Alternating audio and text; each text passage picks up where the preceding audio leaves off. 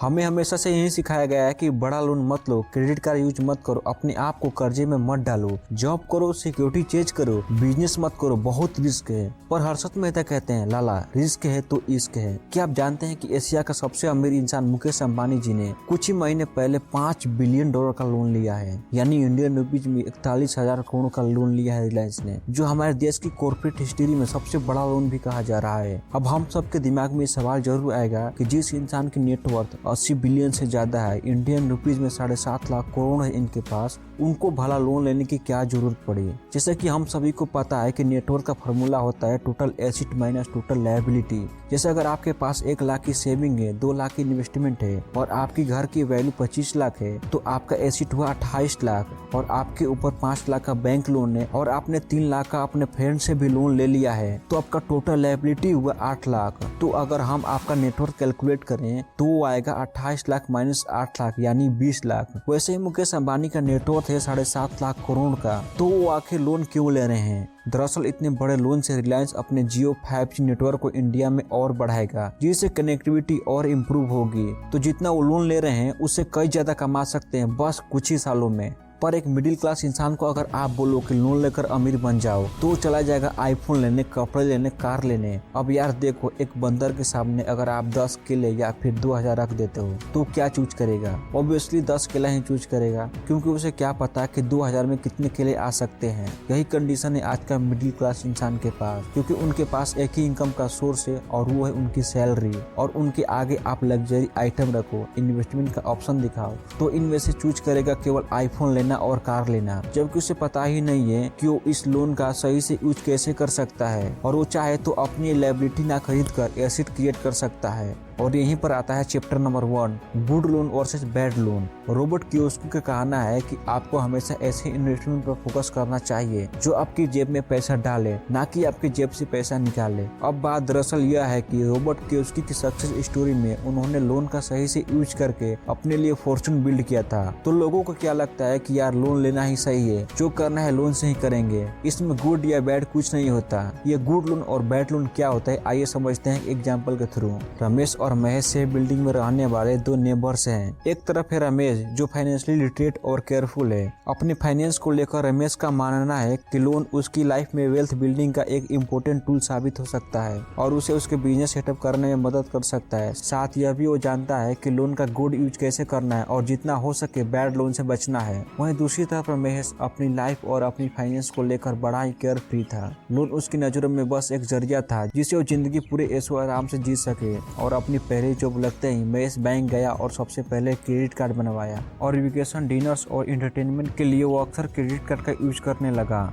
Job करने के 6 साल बाद रमेश को एक अपॉर्चुनिटी मिली और उसके दिमाग में एक बिजनेस आइडिया था, अपना एक प्रीमियम टी स्टॉल ओपन करने का।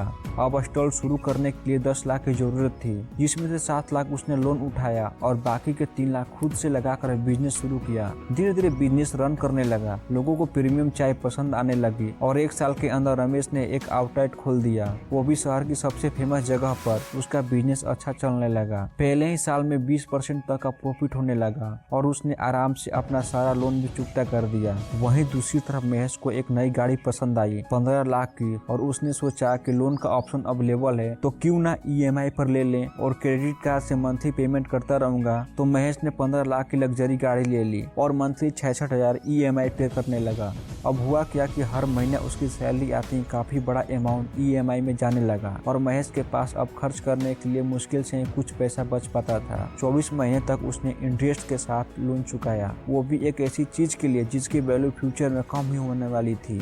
तो यह था गुड लोन और बैड लोन का खेल। देखो यार, कोई भी चीज फायदा देगी या नुकसान, ये इस बात पर डिपेंड करता है कि आप उसका कैसे यूज कर रहे हो। लोन का यूज अगर आप बिजनेस शुरू करने में और प्रॉपर्टीज खरीदने में कर रहे हो तो इन फ्यूचर वो आपकी जेब में पैसा डालेगा। वहीं अगर आप लोन का यूज बाइक, कार और लग्जरी आइटम खरीदने के लिए करते हो तो धीरे धीरे आपकी सारी वेल्थ चट कर जाएगा और आपको पता भी नहीं चलेगा। एक अमीर आदमी और एक मिडिल क्लास आदमी का माइंडसेट में बस एक ही चीज का डिफरेंस होता है और वो है उसका financially salary point of view, अमीर आदमी जानता है कि जॉब से मिलने वाले सैलरी इनकम से कभी अमीर नहीं बन सकता, इसलिए वो लोन का सहारा लेता है बिजनेस ग्रोथ के लिए, एक्सपेंसेस के लिए, और अपना मोस्टली पैसा अपने बिजनेस में इन्वेस्ट करता है। वहीं एक पुअर और मिडिल क्लास माइंडसेट वाला इंसान हमेशा यह सोचता है कि बस कहीं से पैसा मिल जाए, फिर भले ही बदले में गाँव की जमीन ही क्यों न बेचनी पड़े। पुअर इंसान अपने पास एक पैसा नहीं बचा पाता क्योंकि पहले ही अपनी कमाई हुई सैलरी पर वो सरकार को टैक्स देता है और लोन लेकर जो खर्चा करता है उन पर भी वो टैक्स देता है। लेकिन एक रिच इंसान टैक्स पे नहीं करता। कैसे, आइए जानते हैं अगले पार्ट में। उससे पहले अगर वीडियो पसंद आ रही है तो वीडियो लाइक कर दें और ऐसे ही यूजफुल कंटेंट के लिए चैनल को सब्सक्राइब करके बेल वाला घंटी को दबा दें। Chapter number 2, avoid taxes by using loan. दोस्तों, क्या आप जानते हो कि एक अमीर और एक पुअर मिडिल क्लास इंसान में सबसे बड़ा डिफरेंस होता है टैक्स की वजह से। एक अमीर बिजनेसमैन हमेशा मिडिल क्लास लोगों से कम टैक्स पे करता है। कैसे, आइए जानते हैं। तो बेसिकली एक नॉर्मल इंसान जो सिर्फ एक जॉब करता है या फिर सेल्फ एम्प्लॉयड है, गवर्नमेंट उन पर सबसे ज्यादा नजर रखती है। अपनी सैलरी इनकम या बिजनेस इनकम को जब वो विड्रॉ करते हैं तब उन्हें काफी हेवी अमाउंट टैक्स पे करना पड़ता है। एक नॉर्मल इंसान की लिस्ट में tax one of the top 3 expenses में से एक है जिसे ना चाहते हुए भी पे करना ही पड़ता है। एक सर्वे के अकॉर्डिंग एवरेज मिडिल क्लास और पुअर पीपल अपनी इनकम का टोटल 21% टैक्स पे कर देते हैं, डायरेक्ट और इनडायरेक्ट दोनों तरीकों से। पर वहीं दूसरी तरफ एक बिजनेसमैन इस जंजाल से हमेशा मुक्त रहता है क्योंकि वो अपने खर्चे और अपनी ग्रोथ के लिए लोन का सहारा लेता है। लोन लेकर अमीर और अमीर बनते चला जाता है और वहीं पर गरीब और गरीब बनते चला जाता है। पर आखिर बिजनेसमैन टैक्स से कैसे बचते हैं, वो भी लोन लेकर, आइए समझते हैं। देखो, बिजनेसमैन और रिच लोगों को यह बात अच्छे से जानते हैं कि अगर उन्होंने अपना सारा पैसा टैक्स में पे कर दिया तो बहुत ही जल्द वो भी पुअर मिडिल क्लास के सिचुएशन में आ जाएंगे। इसीलिए वो अपने बिजनेस के ग्रोथ के लिए और खर्चों के लिए लोन लेते हैं।